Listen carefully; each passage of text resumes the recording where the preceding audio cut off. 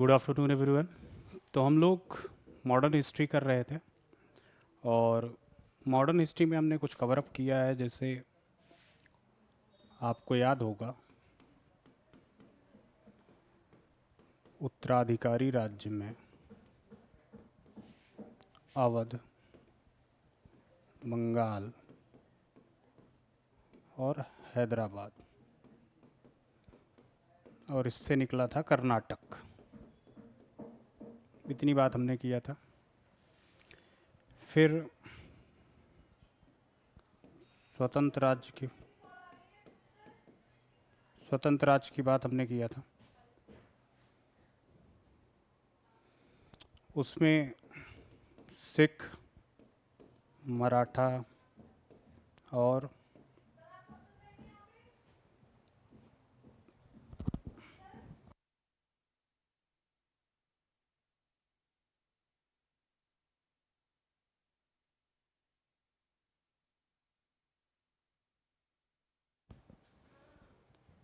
यहाँ तक हमने किया था। इसके बाद हम लोग को करना है, वहाँ से हम लोग शुरू करेंगे और आगे देखेंगे।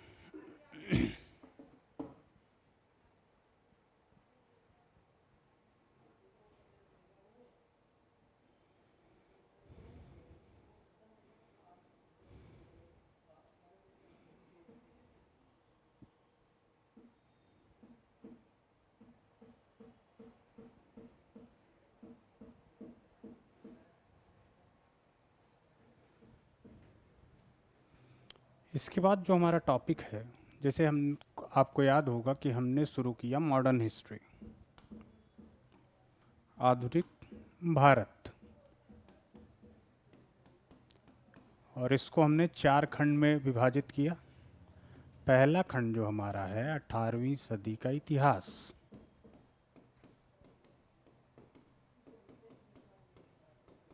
इसका पहला भाग और दूसरा भाग उत्तरार्ध है और पहला भाग पूर्वार्ध है। पहले अब जब आप पहला लेक्चर देखेंगे तो आपको दिमाग में याद रहेगा। फिर इसमें हमने टॉपिक बनाए थे कि मुगल साम्राज्य का पतन, इस पे हमने बात किया था। फिर क्षेत्रीय राज्य, इसमें हमने क्षेत्रीय राज्य, क्योंकि देखिए हमको ये समझना है कि जब आधुनिक भारत की शुरुआत हो रही है, जब हम आधुनिक भारत की शुरुआत मानते हैं, तब उस समय भारत का राजनीतिक स्थिति या राजनीतिक परिदृश्य है कैसा। जिस समय ब्रिटिश कंपनी की सफलता हो रही तो किन कारणों की वजह से हो रही, उस समय भारत का परिदृश्य क्या है, इस बात को समझने का प्रयास हम लोग यहाँ पर कर रहे हैं। फिर इस समय हम देखते हैं कि क्षेत्रीय राज्य में जब हम बात करते हैं तब इसमें हमने 3, देखिए क्षेत्रीय राज्य का मतलब यह है कि ये भारतीय उपमहाद्वीप है, इसमें मुगल साम्राज्य है, ठीक। अब ये भी घटित हो रहा है, टूट रहा है छोटे छोटे साम्राज्यों में। तो हमने इन साम्राज्यों पे अब हम भारत की राजनीतिक स्थिति देख रहे हैं। भारत भारत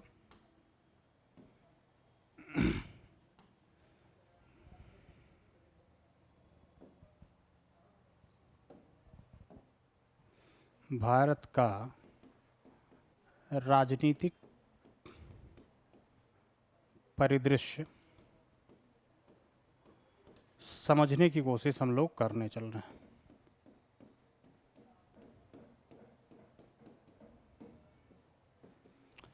अब देखिए, जब हम क्षेत्रीय राज्य की बात करते हैं तो हम देख रहे हैं कि मुगल साम्राज्य टूट रहा है, इसका पतन हो रहा है और छोटे छोटे राज्य आ रहे हैं। अब इन छोटे छोटे राज्यों को एक विकल्प हमारे सामने बनता है कि इनको हम एक एक करके पढ़ें कि भाई चल भाई बंगाल ये है, फिर जाट ये है, कई सारे राज्य हैं।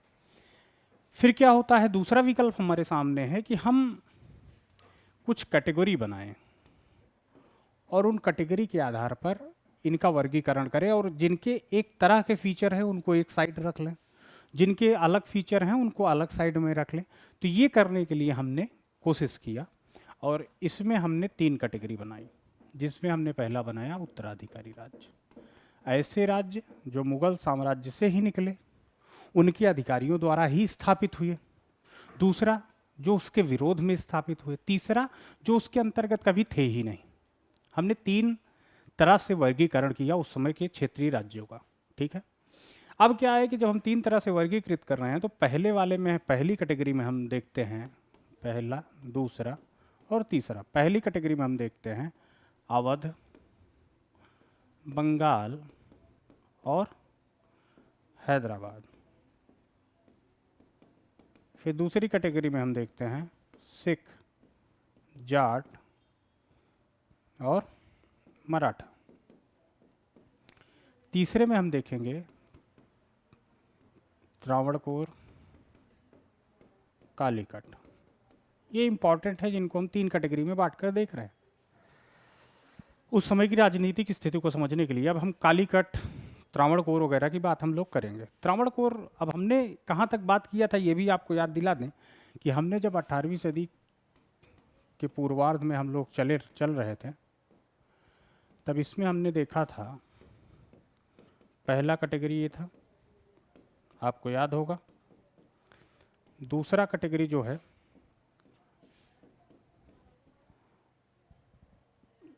जिसे हम विद्रोही राज्य कहते हैं,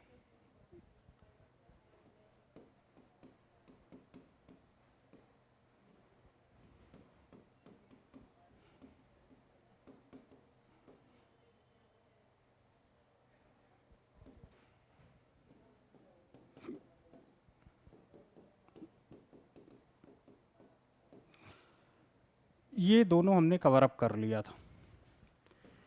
अब देखिए, कुछ बातें हैं जिन्हें आपको समझना आवश्यक है। क्या बातों को समझिए कि देखिए, जैसे हम लोग पहला खंड पढ़ रहे हैं, भाग एक। भाग एक का टॉपिक एक है जिसमें हम पूर्वार्ध पढ़ रहे हैं। इसके बाद टॉपिक बी आएगा, उत्तरार्ध। उसके बाद हम भाग दो पे चलेंगे। भाग दो, इसमें बनेंगे तीन टॉपिक। वाणिज्यिक चरण, उपनिवेशवाद का है वाणिज्यिक चरण। फिर दूसरा है औद्योगिक चरण। तीसरा है वित्तीय चरण। ठीक। तो ये ए, बी और सी। अब इसमें हम डिवाइड करेंगे कि इसकी राजनीतिक नीति क्या है, इसकी आर्थिक नीति क्या है, सामाजिक क्या है, सांस्कृतिक क्या है। इसमें 1, 2, 3, 4, 4 इसका बनेगा। तो ये हम देखेंगे। तो आपके दिमाग में क्रिस्टल क्लियर होना चाहिए कि भाग एक में दो टॉपिक है, पहला और दूसरा। पहले टॉपिक में हमने 3-4 टॉपिक की बात करते हैं, पतन की। फिर क्षेत्रीय राज्य की। क्षेत्रीय राज्य की जो बात है उसमें हमने 3 टॉपिक देखा है। एक है उत्तराधिकारी, दूसरा है विद्रोही, तीसरा है स्वतंत्र राज्य। ठीक है, आपको क्लियर होना चाहिए। अब उत्तरार्ध में क्या पढ़ेंगे ये भी आपको बताएंगे। तो अभी हम लोग जो कर रहे हैं वहां तक चलते हैं। ठीक है, 1 मिनट रुकिए।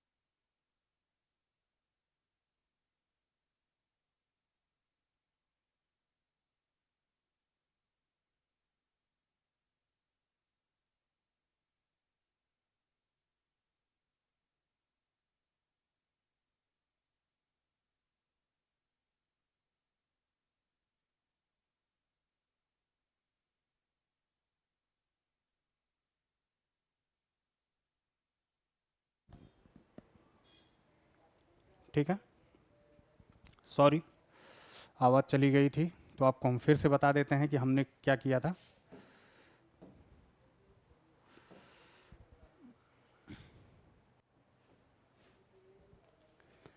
देखिए, हम लोग पढ़ रहे थे, हमने पढ़ा है 18वीं सदी का इतिहास। अब इसमें हमने पूर्वार्ध पढ़ा। पूर्वार्ध में हमारा पहला टॉपिक ये बना क्षेत्रीय राज्य ये है, उत्तराधिकार। हमने इनकी कैटेगरी के आधार पर इनको हमने डिवाइड किया। इसमें हमने दो पढ़ना था, परिधि से बाहर के राज्य या स्वतंत्र राज्य जिन्हें हम कह सकते हैं। पहला था कालीकट, दूसरा है त्रावणकोर। अब हम इसके एक बार और डिटेल कर सकते हैं कि कालीकट जो है ये एक स्वतंत्र राज्य है, स्वतंत्र राज्य है। यहाँ पर वास्को डी गामा आएगा, आपको याद है। फिर यहाँ का जो शासक है, जो प्रसिद्ध शासक जिसे हम लोग जानेंगे, वो है जमोरिन। तो ये कालीकट की कहानी है, आपको मैप पर इसे देखना है। फिर दूसरी बात जब हम करेंगे तो ये है त्रावणकोर। त्रावणकोर, यहीं से हमें क्लास शुरू करनी थी। पीछे हमने डेमो दिया आपको कि कैसे हमें पढ़ना है, ठीक है। थोड़ी आवाज़ चली गई थी, कुछ टेक्निकल ग्लिच था। तो देखिए त्रावणकोर में क्या है, इसका शासक है मार्तंड वर्मा, जो एक शक्तिशाली शासक है। मार्तंड वर्मा, इसने क्या किया, इसने क्या किया, बात को समझिए। ये केरल में है, दक्षिण पश्चिमी केरल में है। अब इसका जो शासक है उसका नाम है मार्तंड वर्मा, जो डचों को पराजित कर भारत से बाहर खेद देगा, बाहर कर देगा। डचों को पराजित किया, भारत से बाहर किया, ठीक है। तो ये बड़ा शासक है, शक्तिशाली शासक है। त्रावणकोर कहाँ है, केरल में है, आपको मैप में देखना है, ठीक है। आप इसको देख लीजिएगा। तो यहाँ तक हमने किया। अब मेरे कहने का मतलब, मेरे कहने का तात्पर्य है कि अब देखिए, हम लोग को एक बात क्रिस्टल क्लियर होनी चाहिए कि हम पढ़ क्या रहे हैं। देखिए अभी तक हमने किया क्या, अभी तक हमने मिस्टेक क्या किया, इस बात को हम समझते हैं।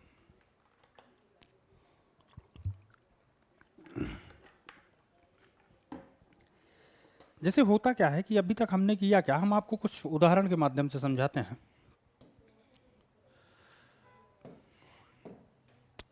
जैसे हम मान लीजिए आधुनिक भारत पढ़ना शुरू किए, तो हम किताब खोलते हैं और शुरू कर देते हैं पॉइंट में कि बस हमने लाइन पढ़ा कि देखिए कालीकट का शासक ये था, ये यहाँ का शासक था, और इसने ये किया वो किया, उसका एक कुछ बारे में, उसकी आर्थिक नीति, सामाजिक नीति के बारे में हम पढ़ लेते हैं। होता क्या है कि इनको पढ़ने से प्रॉब्लम क्या होती है कि आप फैक्ट, आपके दिमाग में जा रहा है, लगातार फैक्ट बढ़ रहा है, लेकिन फिर उसी स्पीड से वो घट भी जाता है। 2 दिन नहीं पढ़िए सब भूल जाइएगा। लेकिन अगर आप ऐसे आंख बंद करिए और आप ये मैप को एक बार देखिए, मैं आपको प्रैक्टिकल बता रहा हूँ कि आप 18वीं सदी का इतिहास ऐसे आप मैप बनाइए पहले कॉपी पेन लेके, ये उसके बाद आपको क्या करना है कि आप आंख बंद करिए और सोचिए कि मैंने आंख बंद करिए और देखिए कि 18वीं मॉडर्न हिस्ट्री को हमने 4 पार्ट में डिवाइड किया। पहला पार्ट आपको ध्यान में रखना है। पहले पार्ट में क्या है, हमने पहले पार्ट में हमने 18वीं सदी के पूर्वार्ध और उत्तरार्ध 2 भाग में विभाजित किया। अब हम पूर्वार्ध पढ़ रहे थे, पूर्वार्ध में हमारा पहला टॉपिक बना मुगल साम्राज्य का पतन, जिसे आप डिटेल भी कर सकते हैं, कहीं से भी जाके आप पढ़ सकते हैं। उसके बाद आपको क्या करना है, मुगल साम्राज्य के पतन के बाद हमने देखा कि मुगल साम्राज्य का जब पतन हो रहा है तो क्षेत्रीय राज्य आ रहे हैं। क्षेत्रीय राज्य आए तो अब क्षेत्रीय राज्य की अवस्थिति देखने के लिए हमने क्या किया कि अगर एक एक को देखेंगे तो हमें प्रॉब्लम होगी क्योंकि एक एक के बारे में अलग अलग पढ़ रहे हैं। अब हमने क्या किया कि देखिए, जो लाल कलर के हैं उनको लाल वाले डिब्बे में रख दिया जाए, और जो पीले कलर के हैं उनको पीले वाले डिब्बे में रख दिया जाए, और जो नीले कलर के हैं उनको नीले वाले डिब्बे में रख दिया जाए। तो उनके कैरेक्टरिस्टिक्स के बेसिस पर, उनके गुणों के आधार पर, उनके ढांचों को देखकर हमने क्या किया कि हमने कहा यार कि इनको 3 कैटेगरी में बांट दिया जाता है। अब 3 कैटेगरी में कैसे बांटा जाए, तो हमने कहा कि देखिए जो मुगल साम्राज्य के अधिकारी हैं, जो मुगल साम्राज्य के अंतर्गत ही कार्य कर रहे हैं, तो उन्होंने जो स्थापित किया उसे हम कह देते हैं कि मुगल साम्राज्य के उत्तराधिकारी हैं। तो इस वजह से हमने उनको उत्तराधिकारी का नाम दे दिया, उत्तराधिकारी राज्य। अब उसमें हमने अवध, बंगाल और हैदराबाद को एक साइड रख दिया, चल भाई लाल वाले डिब्बे में। फिर क्या किया हमने कि देखो अब जो है जो मुगल साम्राज्य से विद्रोह कर रहे हैं कि नहीं हम अपना राज्य बनाएंगे, तो उन्होंने कहा भाई चलो, अब उनके खाके में हमने मराठा, सिख और जाट को रख दिया, जिसके बारे में हमने पढ़ा। जब आप मराठा को पढ़ेंगे तब हमने बताया कि देखिए मराठा शिवाजी के अधीन एक राज्य बना, फिर आगे चल के पेशवा के अधीन यह साम्राज्य का रूप लेगा। फिर पेशवा परिसंघ बनाएंगे और परिसंघ के अन्य घटक के बारे में हमने देखा था, ये आपको याद होगा, आप पहले लेक्चर में देखिए। फिर हम मुगल साम्राज्य की परिधि से बाहर के राज्य, जिन्हें हम स्वतंत्र राज्य कह रहे हैं, कि भाई देखो मुगल साम्राज्य के अंतर्गत ही पूरा भारतीय उपमहाद्वीप, क्योंकि अब देखिए जब ब्रिटिश कंपनी आ रही है तो पूरे भारतीय उपमहाद्वीप की स्थिति को हमें समझना है कि ब्रिटिश कंपनी इंटर कर रही है इधर से।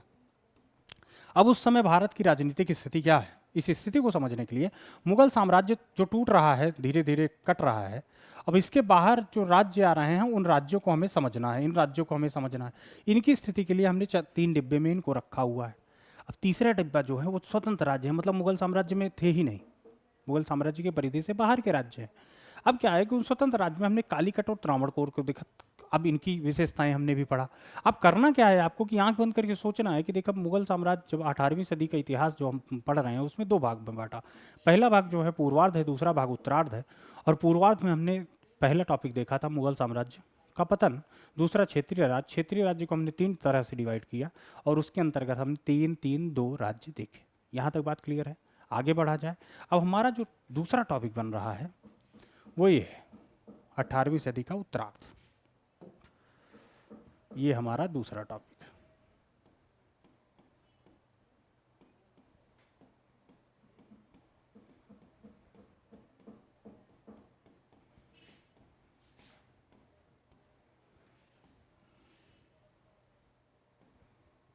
ठीक,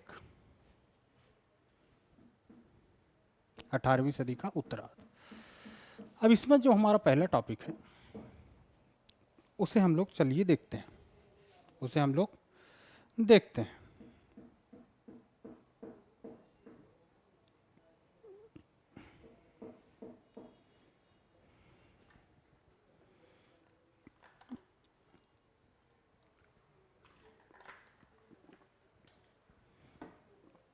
देखिए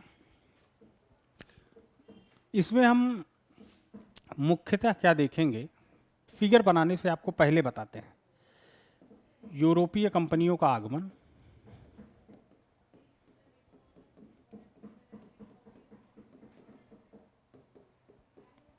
अब जब आगमन होगा पुर्तगाली, डच, ब्रिटिश और फ्रेंच का, 4 कंपनियां आएंगी।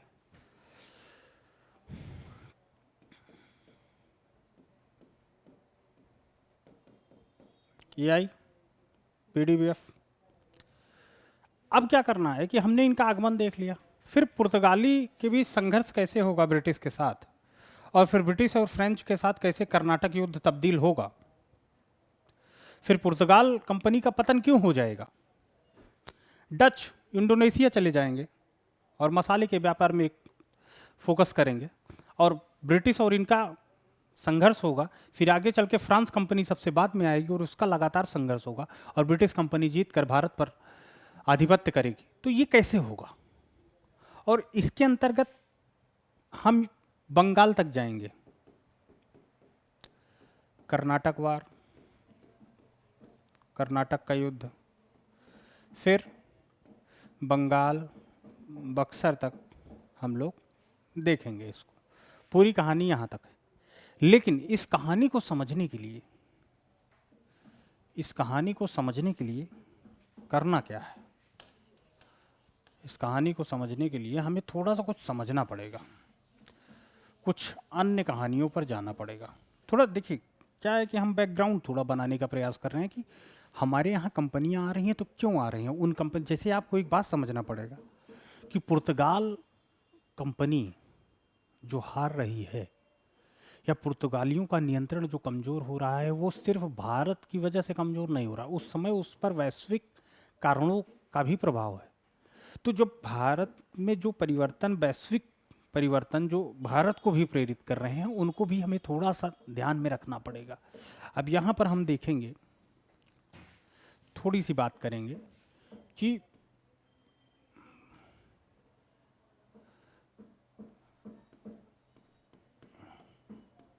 यूरोप में हो रहे परिवर्तन। फिर दूसरी बात हम लोग करेंगे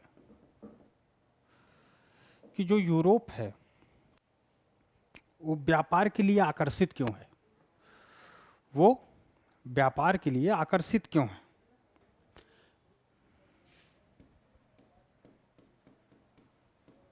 यूरोपीय व्यापार के उद्भव के कारण। ठीक,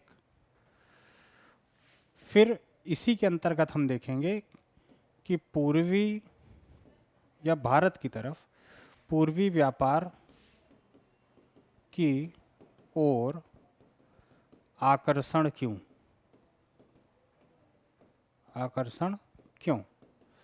थोड़ा सा विश्व इतिहास की तरफ हम लोग चल रहे हैं। ठीक है,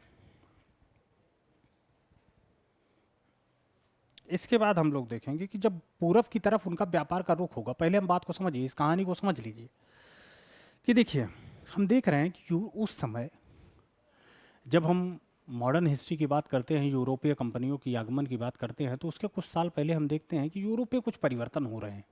वो परिवर्तन कैसे हैं और उन परिवर्तनों के पश्चात यूरोप में व्यापार की तरफ इतना आकर्षण क्यों है, और व्यापार के संदर्भ में हम पूर्वी व्यापार की तरफ इतना आकर्षण क्यों है। फिर पूर्वी व्यापार की तरफ जब आकर्षण होगा तो उन लोगों का पूरा प्रयास होगा कि हम भारत पहुंचें, और भारत पहुंचने के क्रम में भारत में आएंगे उनकी, भारत में यूरोपीय कंपनियों का आगमन। ठीक, भारत में यूरोपीय कंपनी आ जाएगी। साफ लिख देंगे इसको, आप लोग ध्यान रखिएगा। चलिए थोड़ा साफ साफ लिख देते हैं आप, नहीं आपको लगेगा कि समझ में नहीं आ रहा है। चलिए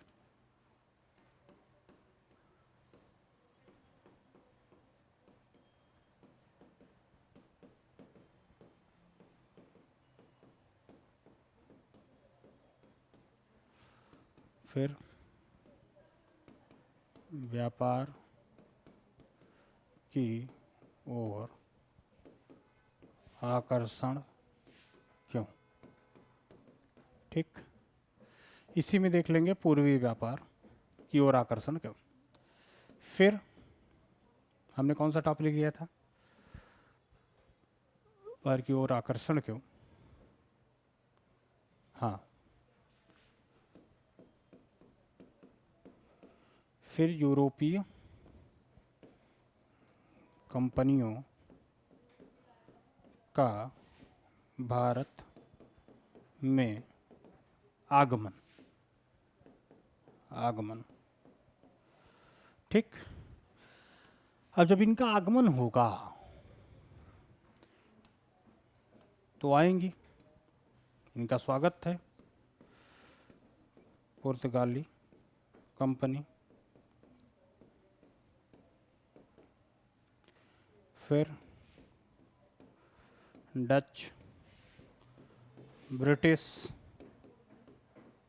और फ्रांसीसी या फ्रेंच, फ्रांसीसी। फिर क्या होगा कि इनका संघर्ष होगा इनके बीच।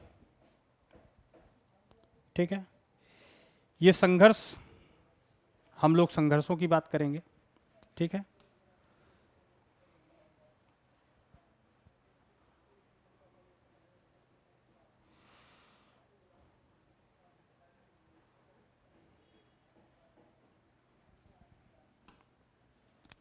इनके बीच संघर्ष होगा, जिसे कर्नाटक का युद्ध कहा जाएगा, उसी आसपास बंगाल का भी युद्ध होगा।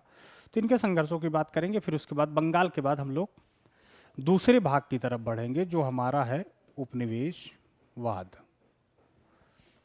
उपनिवेशवाद, वहाँ तक हम लोग चलेंगे।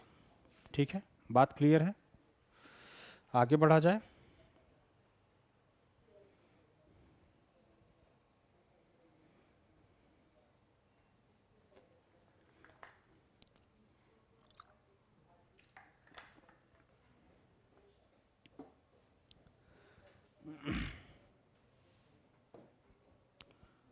चलिए हमारा नेक्स्ट टॉपिक है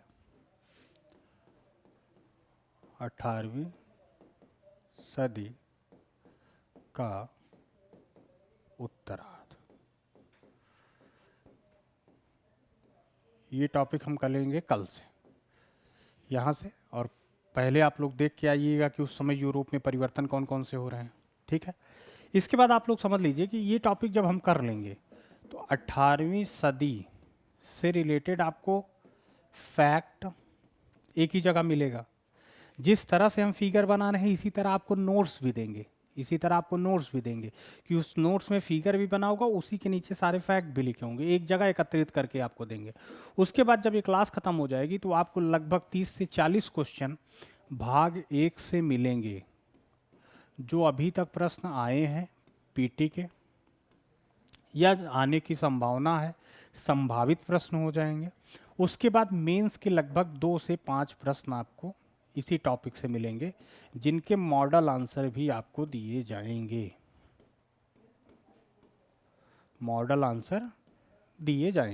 यहाँ तक बात क्लियर है। तो कहने का मतलब ये है कि हम लोग, हमारा फोकस प्रीलिम्स है देखिए, लेकिन हम लोग बहुत फैक्ट की बात नहीं कर रहे हैं।